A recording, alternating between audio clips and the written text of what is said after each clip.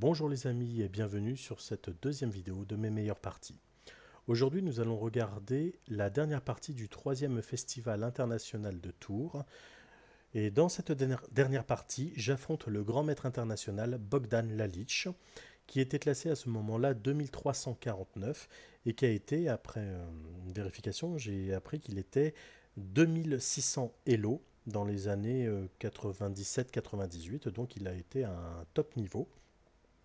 Même s'il était sur la pente descendante, il n'en demeure pas moins grand maître, donc c'est quand même quelque chose de super important. Et la partie a débuté par E4.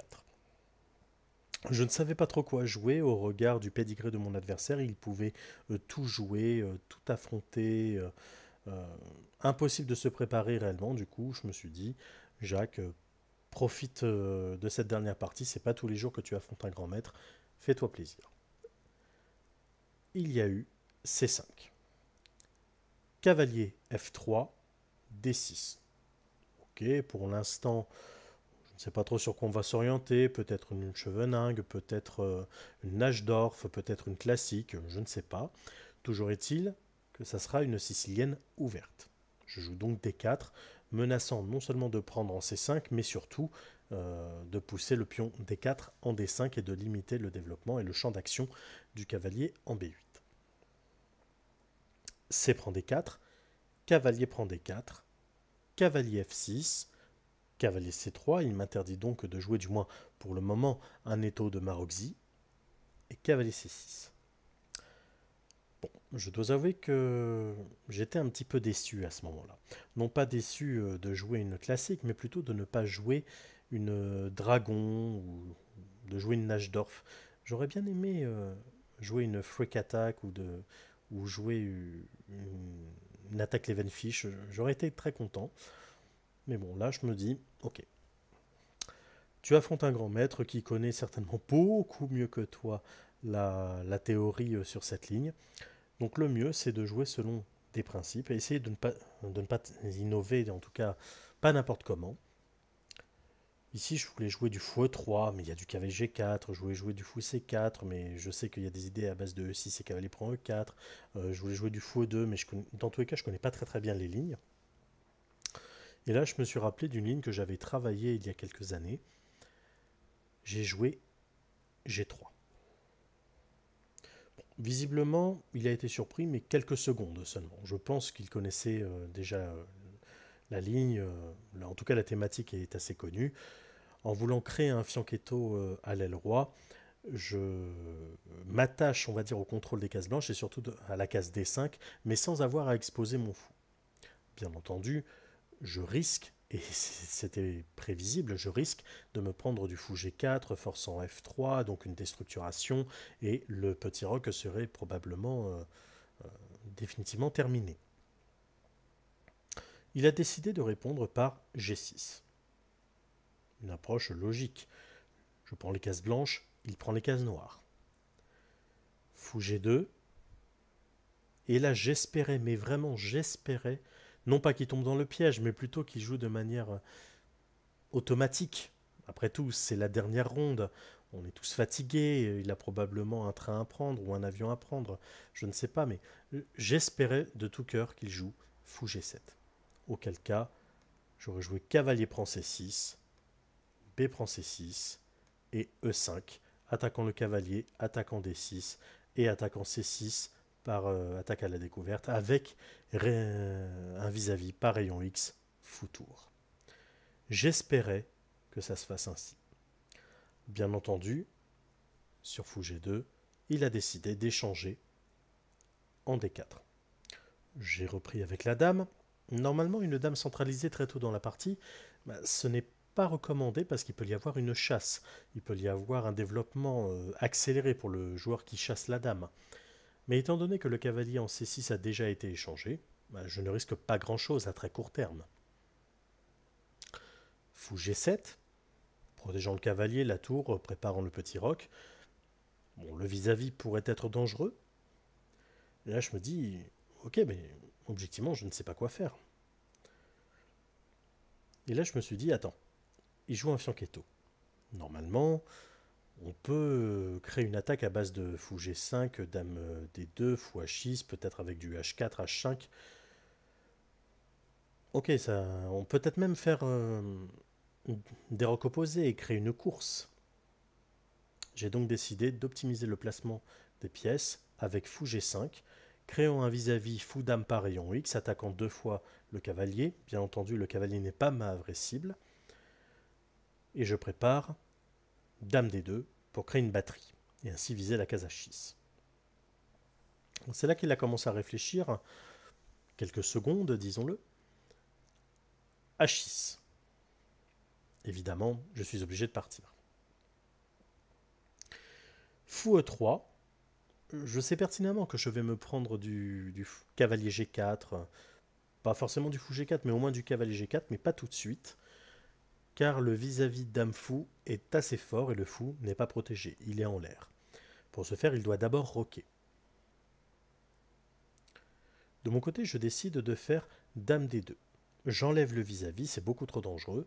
De toute façon, je sais que je vais me prendre du cavalier G4. Je ne peux pas l'empêcher. Cavalier G4. Là, je me dis, ok. En fait, la batterie, je ne peux pas l'utiliser.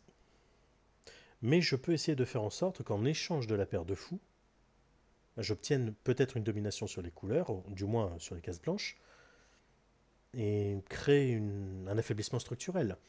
Je décide donc de proposer un échange fou contre fou avec fou D4. S'il avait accepté, et bien dans ce cas, son fou du fianchetto aurait disparu, il y aurait eu des trous. Si cavalier E5, bon, je pense que j'aurais joué du F4 pour chasser le cavalier, libérer la diagonale des deux fous et ainsi favoriser l'échange.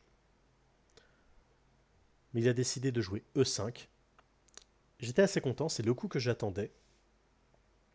Car maintenant, il y a une centre de centre statique avec un avant-poste en D5, la case D5 est rayonnante pour mon cavalier, un pion arriéré sur une colonne semi-ouverte, et surtout, la diagonale de son fou en fianchetto est obstruée, donc il ne pourra pas réellement contester la case D5.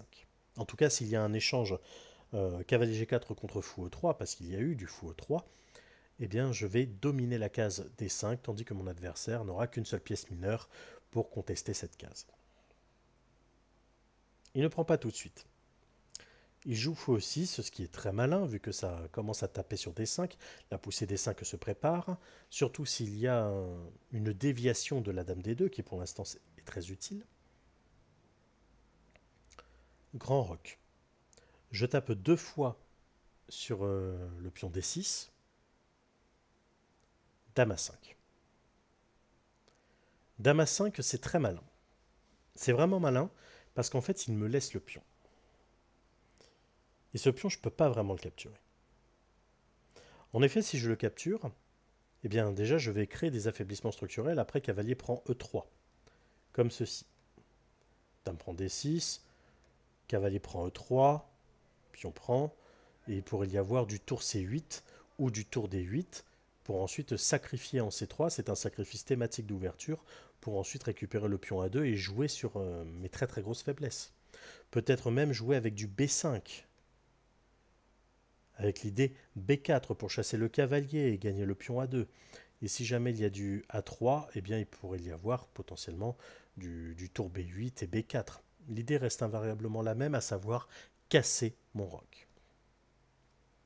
C'était objectivement bien vu, et je me suis dit, la menace étant toujours plus forte que son exécution, je vais continuer de menacer de prendre le pion D6 et assurer la défense de mon roc et du roi en bougeant le roi, car s'il y a quelque chose que j'ai bien en tête, c'est que lorsque le roi est sur une colonne semi-ouverte, et qui potentiellement il peut y avoir un vis-à-vis tour roi ou dame roi, eh bien il faut mettre le roi à l'abri.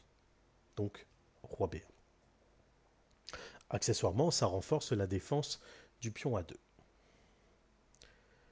Tour FD8, protégeant le pion, gardant l'autre tour pour se placer sur la colonne B ou la colonne C, ça dépend de l'objectif de mon adversaire, peut-être jouer du tour AB8, B5, B4 ou du tour AC8, tour prend C3 et rentrer en A2. Et là, j'ai décidé de simplifier la position. Mettez la vidéo en pause et essayez de trouver la combinaison qui permet de simplifier la position. Attention, ce n'est pas une simplification gagnante, mais c'est une simplification qui permet de rentrer en finale ou dans une position assimilée. J'ai joué cavalier D5. Je n'étais pas peu fier de ce coup. Une attaque à la découverte, je stabilise mon cavalier sur une case d'avant-poste, je protège également le fou E3. Je sais pertinemment que le fou E3 ne va pas demeurer éternellement. Dame prend dame, j'ai le choix. Soit je reprends avec le fou, mais je sais pertinemment qu'après fou prend D5, E prend D5, et dans ce cas, je perds l'avantage de l'avant-poste. J'ai la paire de fou, très bien, mais je perds quand même cette case, et surtout je me prends une fourchette en F2. Soit je reprends avec la tour, ce qui s'est d'ailleurs passé. Fou prend D5, tour prend D5, cavalier prend E3, F prend E3. J'ai des pions doublés. Mais je suis plutôt content, car ces pions doublés me permettent d'avoir un contrôle en épi. Je contrôle très très bien ces cases, ce qui interdit l'accès et aux pièces et aux pions. Bon, évidemment, les cases blanches m'appartiennent. Et surtout, je continue de taper sur le pion D6 qui est arriéré sur une colonne semi-ouverte. Il décide de jouer fou F8 et me propose match nul dans la foulée. On est au 19e coup, c'est la dernière partie, il y a eu pas mal d'échanges. On est en finale de tour et fou de couleur opposée. Si les tours s'échangent, bon, il y a de fortes chances pour que ce soit potentiellement nul. Attention, ça ne veut pas dire que la nulle aurait été signée. On a joué quand même plus ou moins rapidement. On a joué 1 heure et demie. Il me propose nul rapidement. Je me demande si c'est parce que il est pressé de partir, ou si parce qu'il pense vraiment que c'est nul, ou si parce qu'il a loupé le coche. Il y a beaucoup de questions qui fusent dans ma tête. Je prends 5 minutes, 10 minutes, je réfléchis. J'ai des idées, j'ai envie de continuer. Mais je me dis, un grand maître te propose nul, bon, ça vaut quand même le coup de l'accepter. Je prends encore du temps pour réfléchir, je suis à 15 minutes de réflexion. Je vois un plan, mais qui n'est pas clair, et je veux profiter de mon avantage à l'aile dame, en tout cas de ma majorité à l'aile dame, à 3 contre 2. Je jouais sur la colonne D, mais j'ai du mal à voir comment je peux réellement gagner le pion D. Donc finalement, j'accepte la nulle. J'ai donc fait nul avec un 2349, ancien 2600, et c'était une partie, je pense, de qualité, ou du moins, elle était vraiment très intéressante. Voilà, ce sera tout pour aujourd'hui. Merci d'avoir regardé cette vidéo. N'hésitez pas à lâcher un pouce bleu ou un commentaire, ou à donner vos variantes que j'aurais pu oublier. N'hésitez pas également à faire un don sur ma page Tipeee, ça me ferait très plaisir. Et je vous dis à très bientôt pour une prochaine vidéo.